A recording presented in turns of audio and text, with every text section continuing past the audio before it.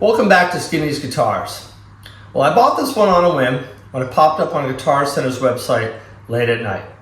Of course, all the pictures of the guitar were terrible, and there was no mention of a case or paperwork or anything else. However, I saw that it was an early Nash T63, so I took a gamble and I bought it. Thank God for Guitar Center's return policy. So let's start with the good. It's a 2007 Nash T63 in cream with Lawler pickups, a medium C neck with medium relicking. It has an ash body and a beautiful rosewood board. It weighs 8 pounds on the dot, so it's a little heavy. The guitar was the 575th Nash made, and Bill told me it was sold to a store called the Guitar Hanger in Connecticut.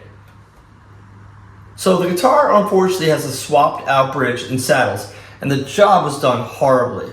The bridge is totally crooked, so the strings are off to the low E side, and it gets way worse when I show you what's actually underneath the bridge. You know, I've gotten used to seeing this type of crap when buying from Guitar Center, and I can't even tell you the amount of guitars I've returned over the years. The pictures are always terrible, and I feel like the employees these days can't spot any issues or swapped parts. And not just on guitars, on pedals as well. The other day I bought an analog King of Tone pedal, and when I opened up I realized it was just a Chinese knockoff.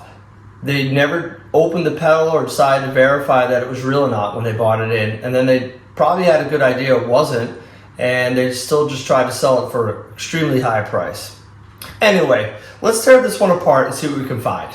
Okay, I got the pick guard off. Looks like it's a made in Japan all parts, which I'm kind of surprised for 2007 to have an all parts pick guard. Usually by now, Bill was using his own. It's a Lawler pickup, kind of an older one. It doesn't have Lawler written on it in marker. It just says Nash 2007. DT07, which was David Taylor, who did the fret dressing on these. The route here looks a little rough. The bridge is out, so this is obviously, like I said, a replacement bridge. It still has the original Lawler Nash 2007 pickup. And then here's the controls. Large orange drop capacitor. The pause stayed to the 30th week of 2007, so like mid-2007. All right, now here comes the bad. When they changed the bridge on this one, they couldn't get it to sit straight, which they still couldn't.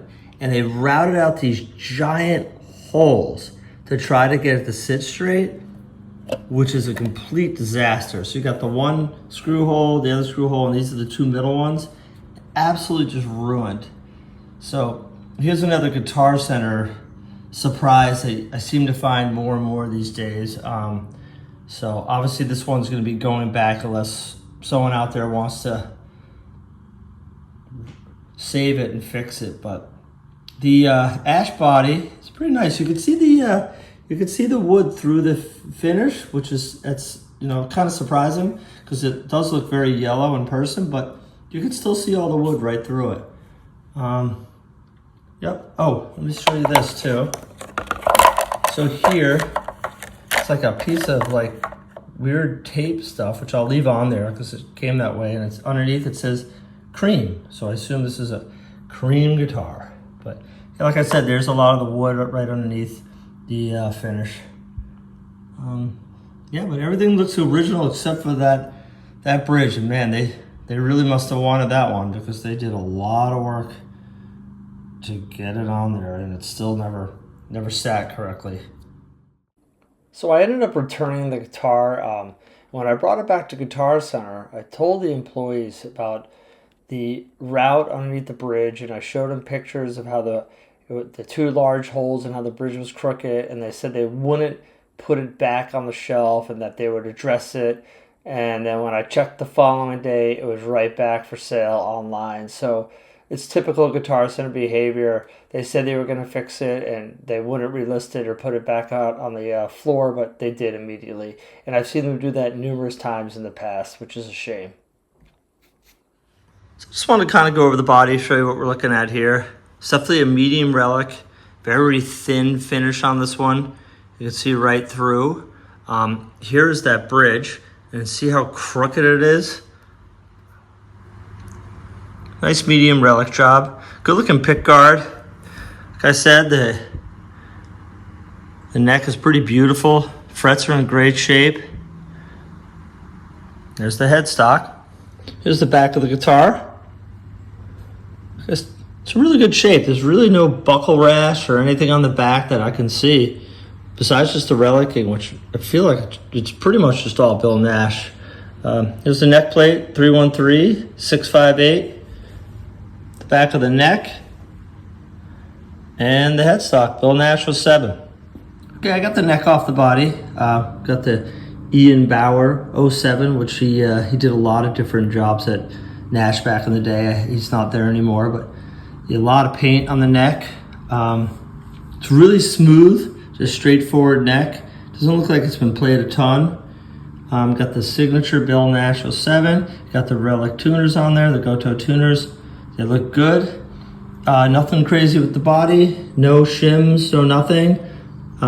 Just the remnants of Ian Bauer's signature in there. And that's it. It looks like somebody dug into the pick guard a little here to make it easier to get to the truss rod, which I don't know if that made any sense. And then here's a look at that old bridge.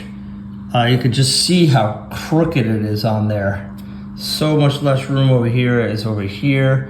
It's got the replaced saddles, which I'm not really sure which ones they are. I don't know what parts these are at all. I don't know what kind of bridge or what kind of saddles these are, but it doesn't sit on here straight at all. Here's the front of the neck.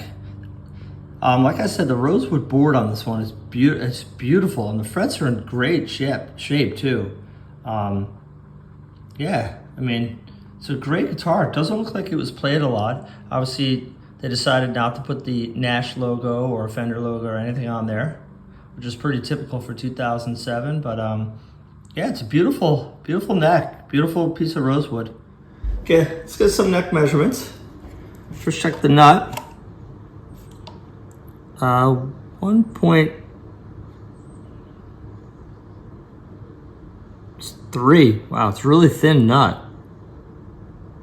1.63. It's really thin nut. First fret, 0.8. Yeah, it's a really thin neck.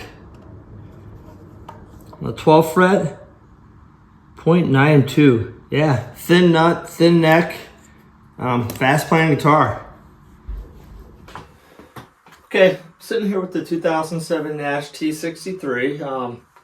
Gonna do a little sound demo on this one. It's gonna be a little bit hard to play. The like I said, the E string is close to the edge of the neck here, and the action is pretty high on it. But I'm not gonna keep this guitar, so I'm not gonna really put any kind of work into it. So I'm playing through a Supersonic 22. I'm just in the clean channel, and I'm gonna start off in the neck.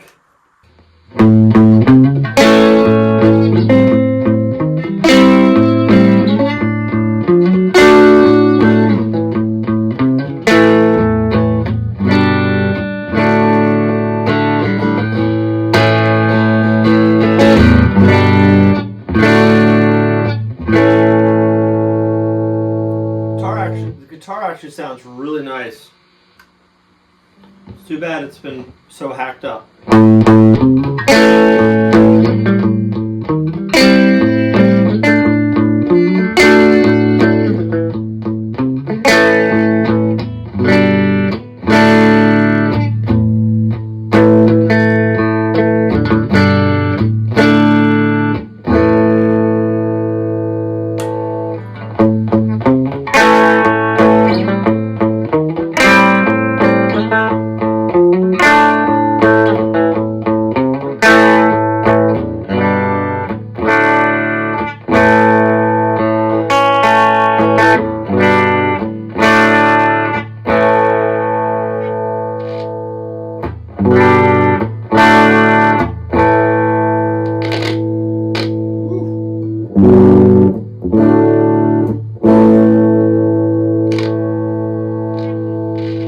Yikes. Whoever soldered the new pickup, the bridge pickup into the new bridge here. It just needs to get worked out a little bit.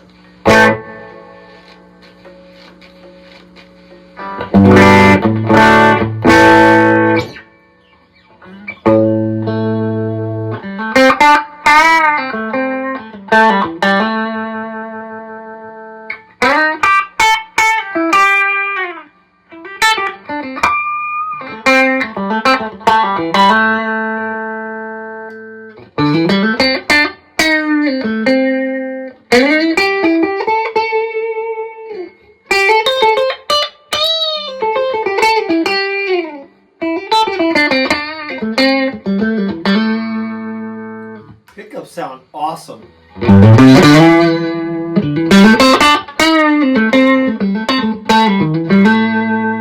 I'm going to throw a little bit of overdrive in front of it. I'm using the Foxcatcher by Copper Sound. Start off in the neck.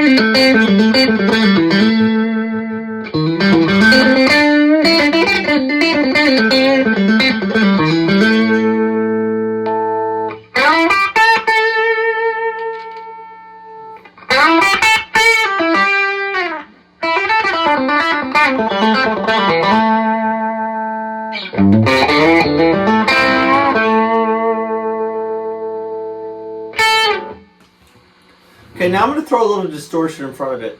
I'm using a Boss Blues Driver that's modified by JHS. I have the gain at like noon. Stop in the neck.